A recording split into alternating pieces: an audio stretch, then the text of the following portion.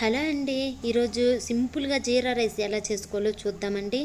అందుకోసం ముందుగా stove on చేసుకొని బాండీ పెట్టుకొని అందులో 1 టేబుల్ స్పూన్ వరకు నూనెను వేసుకోవాలి.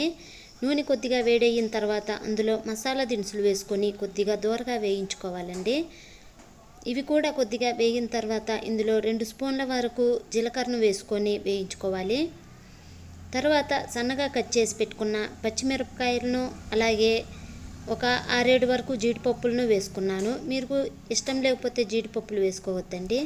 తర్వాత కొద్దిగా కొత్తిమీర కరివేపాకు వేసుకొని వీటిని కొద్దిగా వేపుకోవాలి.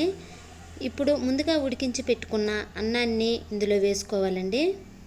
తర్వాత రుచికి తగినంత సాల్టు అలాగే కొద్దిగా నెయ్యిని వేసుకోవాలి.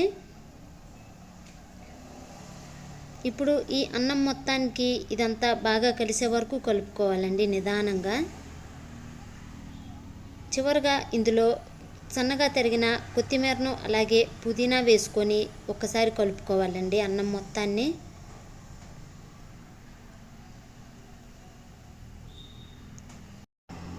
తర్వాత మూత పెట్టి ఒక 2 నిమిషాలు ఇలాగే వేపుకున్నామంటే జీరా రైస్ రెడీ అవుతుందండి. మీకు కనుక ఈ వీడియో నచ్చినట్లయితే ఇంకా మంచి రెసిపీస్ కోసం మన ఛానల్ని సబ్స్క్రైబ్ చేసుకొని ఒక లైక్ చేయడం మాత్రం మర్చిపోవద్దండి. ప్లీజ్ అండి. Thank you.